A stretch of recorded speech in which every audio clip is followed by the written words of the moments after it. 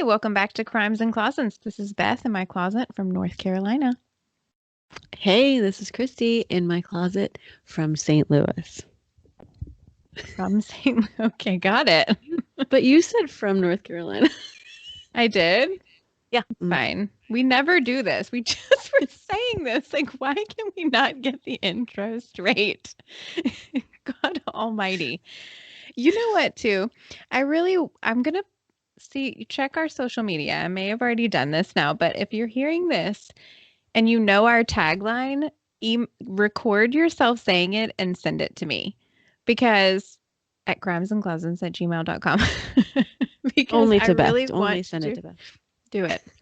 I want to string a bunch of people together saying our tagline. That's Because right. those You are did the mention this. real listeners, I feel like. If you literally go to the last bitter second of our episodes, that's the only time that you can hear that tagline. So I want to know who you are. Well, yeah. I mean, it is in our social media. Maybe we should just take it out. No, So you no, can't. it's fine. But like, if you don't hear it every single episode, I don't know. We need to know who you are. Just record Right. yourself saying it. We say it a certain way. If you know, then you know. Maybe we should even, if we really like a few, or I don't know, if we get enough, maybe we can just be like, we can edit it into the end of the episode instead of us saying it. Be like, Yes. and remember. Yes, and always remember. Exactly. See, we're spoilering. Yeah, whatever. Send it. Anyway. Send it in. Gmail. Do it. Mhm. Or you can Facebook message it or whatever, like video yourself, send it on Instagram. Any of those things I will accept. Yeah, I'm sure we can figure out how to download the audio. It's true. Anyway, my husband just had surgery. That's what's happening in my life. Oh my gosh, she's drinking a lot. If you listen to us regularly, you remember probably me talking about him having surgery in 2020. And so Right, yes. now he is now having another surgery on his knee in 2021. And I am a terrible nurse. Still. Well, to be fair, you did not go to college to become a nurse. So, Well, it's true. I also did not go to college to be a good human, apparently, because I go back and forth between like the most loving, like, I'll make you whatever you want. I'm so sorry that you're in pain, to like, if you look at me like needy one more time, I'm gonna flip the table over on you. Like, there's no in between with me. And I don't know that you ever know really what you're gonna get. So well, I'm kind of glad that I don't get that side of you. yeah. I think I'd be afraid. I have my limits and, I approach them quickly and unexpectedly. So Well, I pray that things get easier for you they are getting easier. very It's all soon. fine. He's lucky. I love him. He is lucky that he is a tall drink of water because if not, I'm not really sure he'd be in an episode. We'd all be going down. But Oh my gosh. I have a story for you about some people who go down. You do? Yes, they're about to go down in history. Okay, let me tell you about this. Okay. I'm ready. Or do you want to talk about something else? No, I'm snuggled. I'm gonna get snuggled up in my blanket right now and sit back and listen. Get cozy for this bedtime story. Okay. So this case was recommended to us by a listener named Olivia. Oh, hey, Olivia. Sweet name, by the way. It's one of my favorite girl names ever. Mm-hmm. Olivia was so sweet. She's a super sweet listener for us, and she actually has a connection to a person in this case, which I will get to at the end of the story. So stay tuned for that because I really do want to talk about that and Olivia's connection. But thank you, Olivia, for the suggestion, and I'm super excited to tell the story. So this is a story about Brook Baker. Okay. Brook with no E. Oh, that's important, actually. It actually really is. Mm-hmm. I was friends with a person named Brook Baker in high school. So oh, Lord. Yeah, it's not the same person. She had an E. Oh, For okay. sure. I looked her up on Facebook. Okay. So Brooke, no E, Elizabeth Baker was born on April 24th, 1978 in Vincennes, Indiana. Hey, 20 days after me. All right. Okay. Oh, wait, That's you were very- born in 1978 also? yes, literally Literally 20 days 20 after me. days. And Oh, last and week's you're case, Chrissy with no H. exactly. I mean, I feel like we're kindred spirits here. Also do. Wow. That's Also, last week's case started in Indiana. for real. And I said that to her too. I was like, Daggone, the case I'm researching is in Indiana too. This Mhm. case stays in Indiana, okay? Okay. All right. All right. And I hope I'm saying Vincent's right. That's how I think it said. So, okay. Sure. So Brooke had very loving parents. She had a younger brother named Braun. Mm. Vincennes, where she grew up, was a really small, tight-knit town, mostly like agricultural. And Brooke and her family were kind of on the lower income side of the folks in the town. So they didn't have a lot of things, they didn't have a lot of money. But Brooke had some big dreams. And she was extremely smart. And from a really young age, she became a very talented writer. In high school, she became involved in her school newspaper and she started doing journalism, and it just became her thing really quickly. She loved it. Hmm.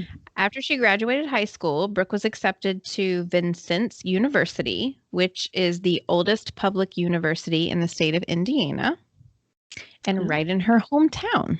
right. Yeah. She's thrilled. Brooke was the first person in her family to go to college. Isn't that Oh, cool? good for her. I know, right? So she began classes in August of 1996 and majored in journalism. She quickly became involved in the college campus newspaper, which was called the Trailblazer, Mm-hmm. and she rolled in there with a mission. Brooke had decided by the time that she went to college that she wanted to be an investigative journalist, which is a whole different animal. She wanted to dive deep into cases that no one else reported on, nobody else covered, and she wanted to expose the truth, the real, Oh, real. wow. I know. Does that remind you of anybody? Not at all. I don't know who you're talking about. We are definitely not investigative journalists, No, no, no, no, for sure. no. But we like these little We little would love cases that to read her stuff. ah, so true. Okay. Mhm. So her ultimate goal was to one day work for Rolling Stone. Oh, fun. I Okay. know, right? I read Rolling Stone at the Oh, beach specifically. oh, okay. I hoard Rolling Stone. No, that's not true. I have a friend who gets Rolling Stone magazines and she saves them for me and gives me 12 copies of Rolling Stone magazines when I go to the beach every single year. And I read every single one cover to cover. I freaking love them. So Oh, there's wow. that. That's interesting. I don't think Fun I've fact ever about read a that. Rolling Stone. Oh my gosh, I should mail you my beach ones. So while she was at college, Brooke was staying with one of her good friends, Jason, and some of his friends. Like other boys that he lived Mhm. with. Jason was in one of the campus fraternities, which was kind of a big thing on this campus. And Brooks kind of hanging out with this crowd, right? Like Jason, his friends, which are frat brothers. And she gets wind of a rape that Oh, allegedly happened at one of the fraternity parties by some of the frat members, and that it was being covered up or kind of shushed by the powers that be. So this particular fraternity happened to be the highest profile frat house on the campus. So, of course, it was, right? The highest profile one is covering up the, you hmm. know. And So that's not Brooke, the same ones that she's hanging out with. She's with like a different fraternity. so that's actually not clear. I don't know if her friend Okay. Jason was in the same fraternity. There are some accounts that say he was in the same fraternity, but then there's also some that say he was just a member of a frat. So I would lean more towards he probably was in the Mm, same okay. one because I think more of them say that, but I don't know. It doesn't specifically say in everything. So Brooke obviously thinks that this is extremely interesting and she wants to know more about it. And being an investigative journalist, she digs in. So she got information from Jason, her friend, and her roommate about some frat parties that had been going on the campus, and she starts going. And she almost always attends with Jason and one of his good friends named Brian, who went by the nickname Beej. Oh, okay. So his Beej. name was, I know, his name was Brian Jones, and so it's like BJ, Ah. Beej. Mhm. Okay. After going to some of these parties and asking around, Brooke actually finds out the name of the alleged rape victim. And she met with her and is like, I want to tell your story. Like, I hear what happened to you and I care about it and people need to know and I want to tell your story. So, as you can imagine, the brothers got wind of Brooke asking around and like poking into their business and they didn't like it. So, they began to threaten Brooke. They would leave messages on her door. They would like threatening messages on her door. They would send her emails telling her to stop digging, like leave it alone. Hmm. One of the emails said, quote, if you know what's good for you, you'll keep your mouth shut or we'll shut it permanently. Oh my gosh, they sound like So, mafia. well, I mean, Hmm. fraternity. Yeah. I mean, yeah.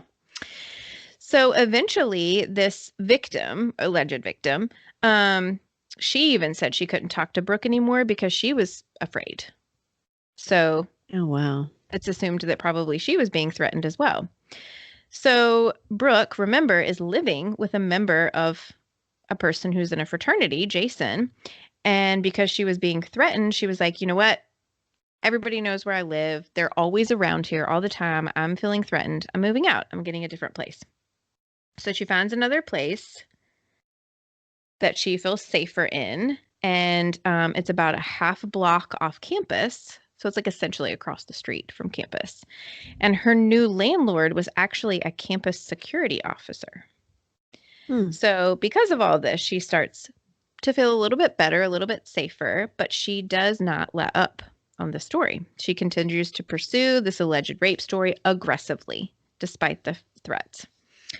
Her friends get concerned about this and they kind of bring it up. The professor, who is like the head of the school newspaper, warns her, like, look, Brooke, you need to be careful. Her mom is very worried about her, but Brooke said that if she can save one girl from being a victim, then it was worth it to her. Wow.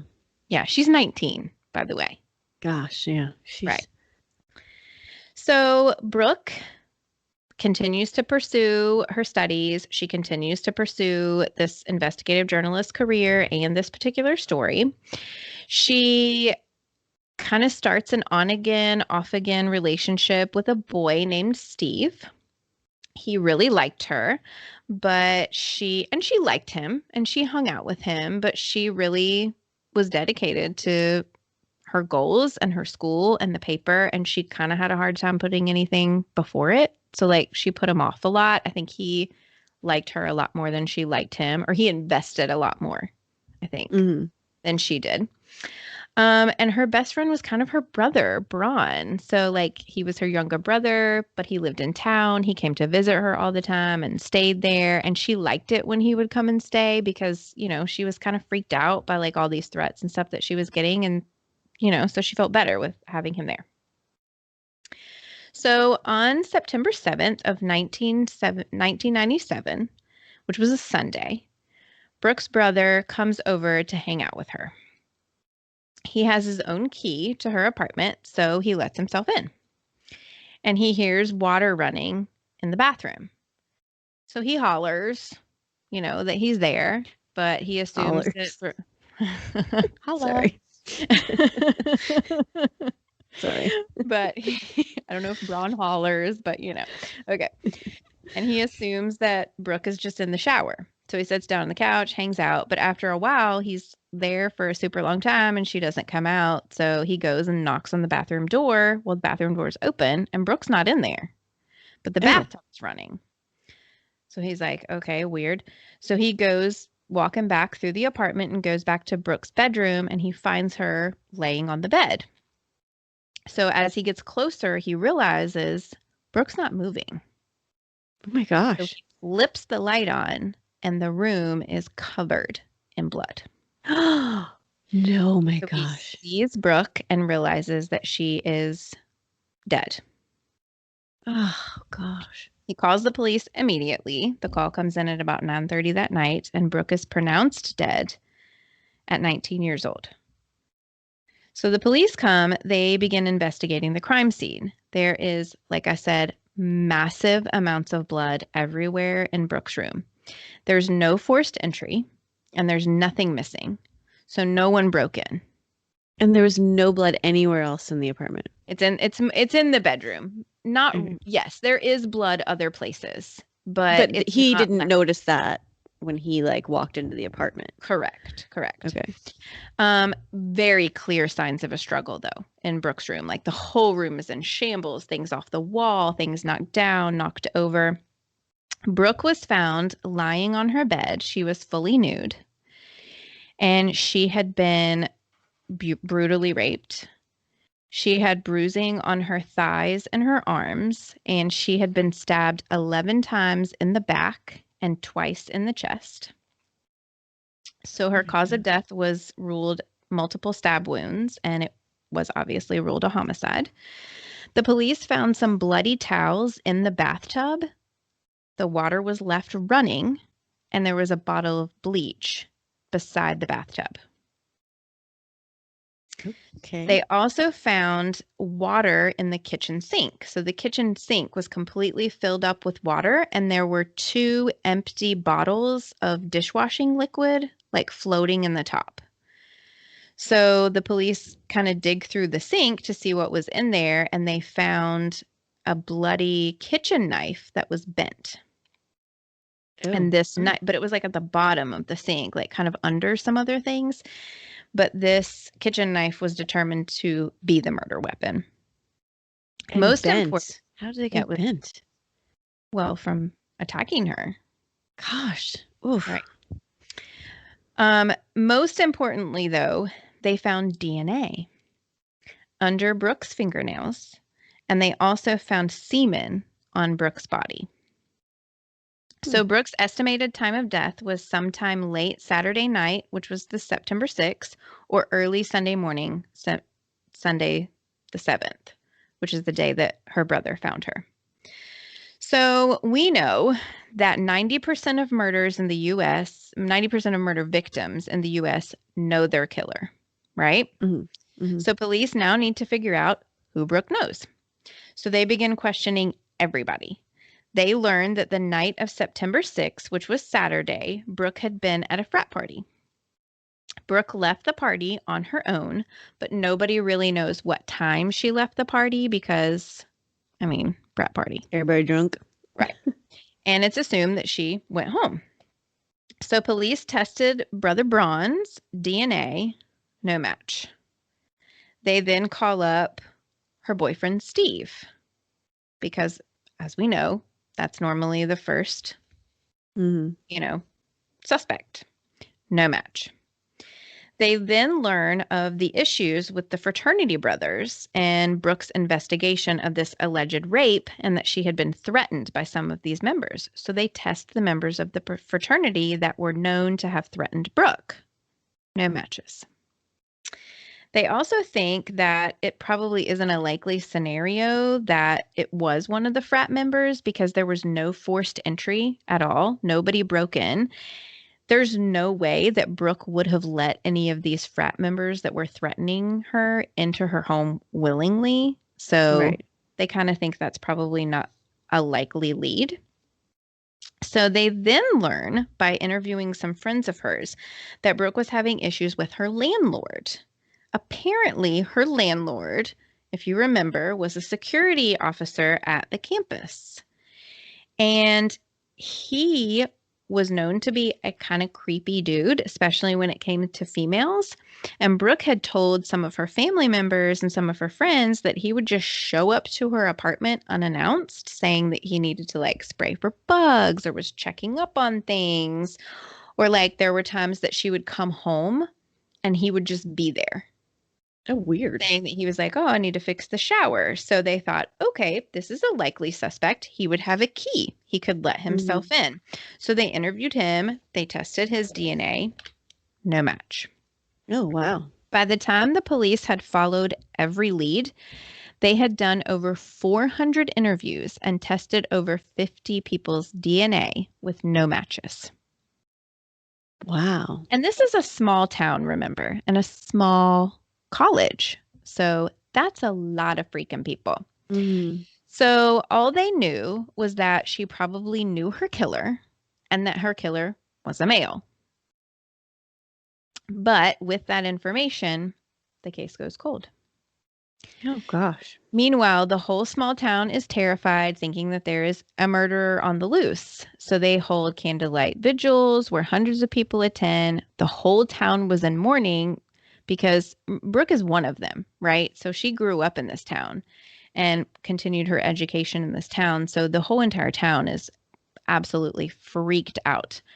Brooke's parents push to keep Brooke's case at the forefront of everyone's mind, but years go by.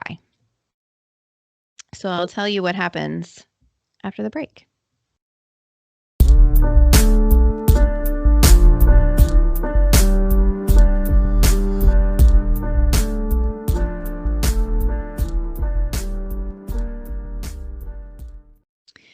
Okay, almost 2 years after Brooke's murder, the police get a break. On July 5th of 1999, police get a report of a missing Vincent University student, 21-year-old Erika Norman. Stay with me. I'm entering a new person here. Mm-hmm. Police went to her off-campus apartment, and the scene was gruesome. There was blood everywhere, clear signs of a struggle, but again, no forced entry, nothing missing or stolen, and the bathtub was running. Oh, is this the Sounds signature? familiar? Is this the Wet Bandits from Home Alone? Yes, I thought the same thing. Thank God you said that, because I literally thought the same thing. Okay. Police in Vincent were totally freaked out, right? So they just knew in their gut that Brooke's killer had something to do with whatever was going on at Erika Norman's apartment. But Erika wasn't there. Mm-hmm. They didn't find anybody in the apartment. So they don't know if Erika is alive or dead. Oh, I mean, okay. they know she was badly injured because there's blood everywhere. But okay, so they begin to question everyone who knew Erika. They trace her last steps to the night of July 3rd at a local restaurant bar called CW Dandy's. Witnesses place Erika there until pretty late in the night, and they also saw her leaving with a guy named Brian Jones, who went by the nickname Beach.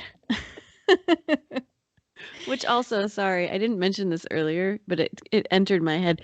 Deej. Remember DJ Tanner? They would call her Deej. From Full House. Of course. Yes, so, true. Like, Beej. Makes sense. Anyways, go ahead. Oh, it's probably during the late 90s, too. Mm-hmm. Okay, so the police go and pick up Brian, and they bring him in for questioning. Now, Brian cooperates.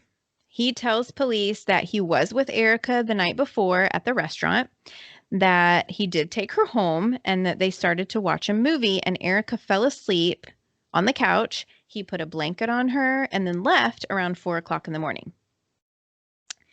Brian is being questioned for Erika's disappearance. They don't have Erika's body, right, to tie him to anything, and he knows that. Is the blood for sure Erika's? Like, do they know that? The blood in her apartment is hers, yes. Okay. Right, okay.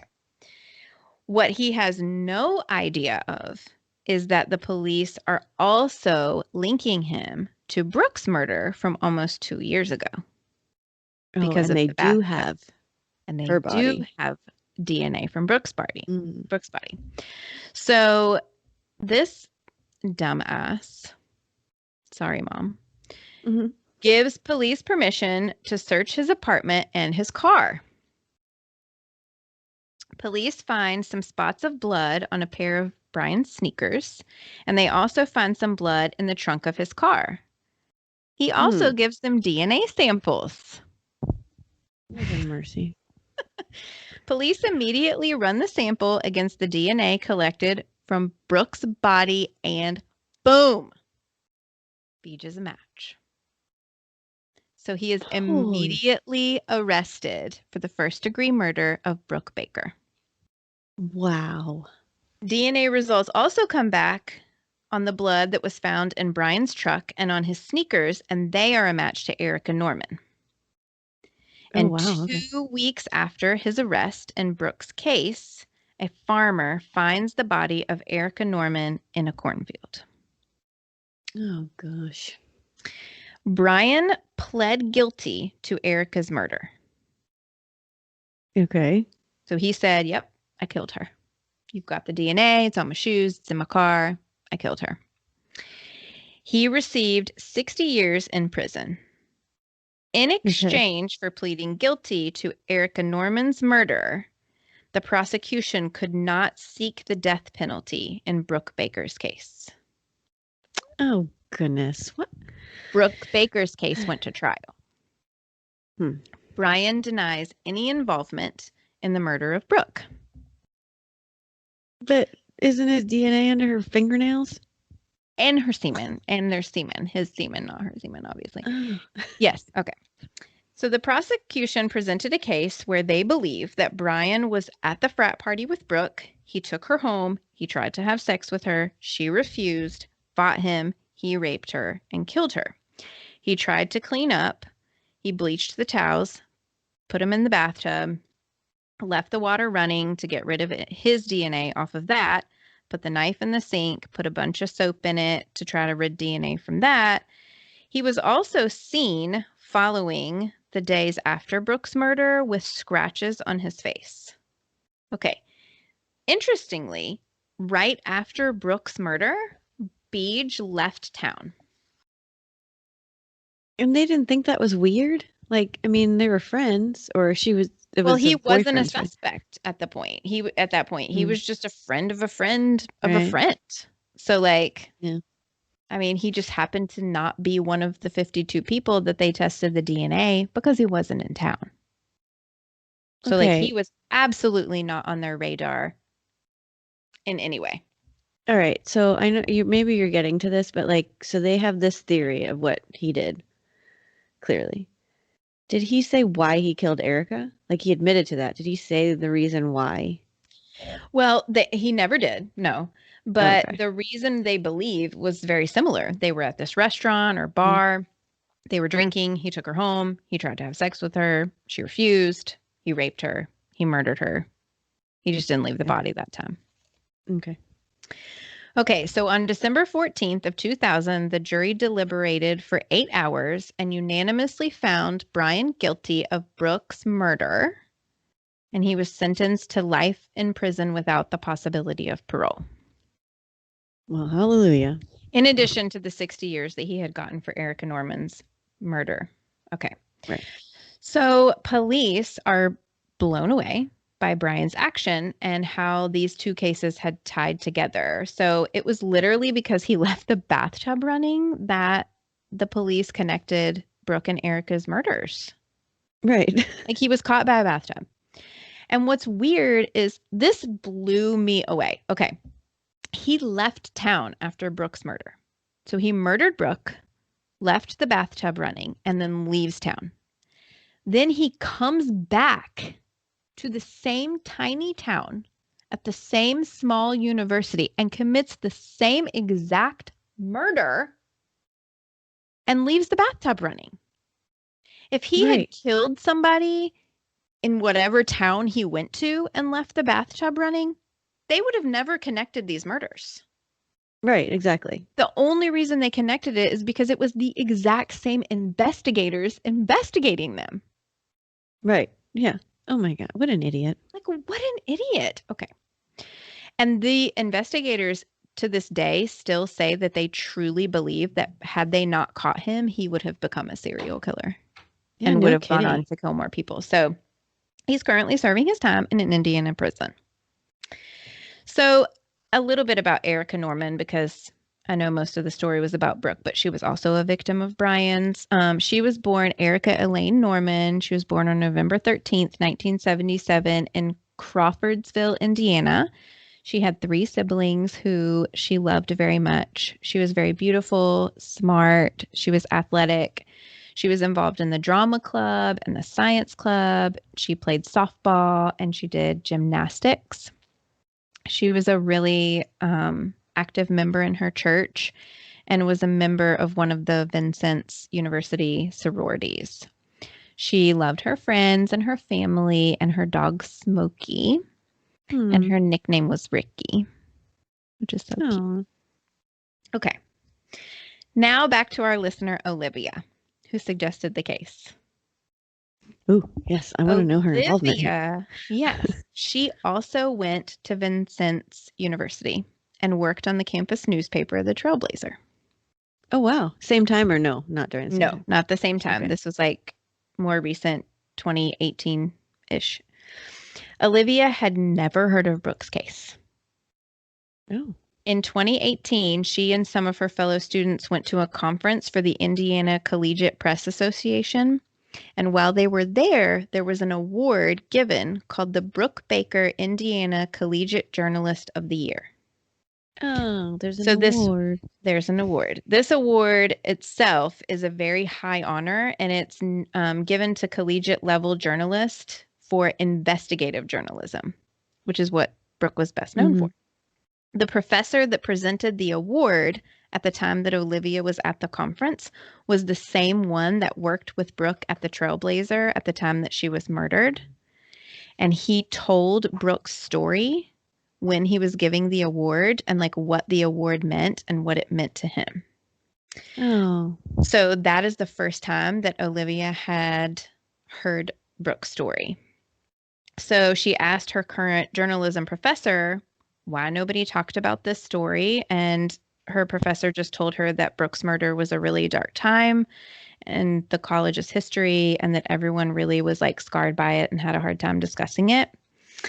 Olivia then began researching Brooke's case, and she really wanted her story to be told, and that is why she reached out to us. Oh, how cool. Isn't that awesome? So thank you, Olivia, for being a victim advocate for someone who believed in victim advocacy and for helping Brooke and Erika's story to be heard. I freaking love it. Yes. Oh, that's so awesome. Isn't that love it too. Yes. Yes. That's awesome. Thank you, Olivia. We really appreciate that. Love it. She's very sweet. And she sent me this sweet picture of them at the conference. And she is a very fabulous, awesome lady. So, are you allowed to share that picture? Or you don't know? I don't know. I should ask her. Yeah. Yeah. Send her a little note. Yeah, but I loved this case, and I really loved her connection to it and her heart to reach out and just wanting her story to be told and wanting us to tell it, which is super awesome. I know. Yeah. Yeah. Yes, that is awesome. Because, you know, I mean, I love getting case suggestions in general, but like to have somebody that's like actually in some way connected and there's a reason that you want us to tell it is like even better than just like, oh, hey, can you tell us this story, please? Yeah. Super great. So that is great. Brooke's story. She was a real boss. Yeah, no kidding. Super sad that her life had to end so soon because she probably would have gone on to do some good things. Agreed. Her reporting. I would have read about her in Rolling Stone at the beach. I know. We would have been probably most likely reporting on articles that she wrote, I mean. Right, I know. Like, yeah, Olivia did say too that the campus, like the college newspaper has some of her notes and like writing still. Oh, but she's never seen them. Wow. Well, thanks for bringing that story to us, Olivia, and thank you, Beth, for looking into it and telling us that story. Yes. Cheers. That was cheers. I'm not cheersing with anything but cheers. And oh gosh, well, thanks for listening, and if you like that one, please let us know, and also let us know if you've got a story that you want us to tell or that you're connected with or whatever, anything. We want the suggestions. We love the suggestions. And we love telling you these stories. I think I have more fun with this than most things. Same. Like, it's a lot of work at times. And like, I always feel like I'm cramming to get it done. But then it's like, it's always just fun to do it and sit here and talk about it. So, anyways, we want to keep doing it for you. So help us out by giving us some suggestions, and always find us on social media, Instagram, Facebook, all of those, Twitter, and send us an email if you get a chance, crimesandclosets@gmail.com, and always rate and review, please. We love seeing it.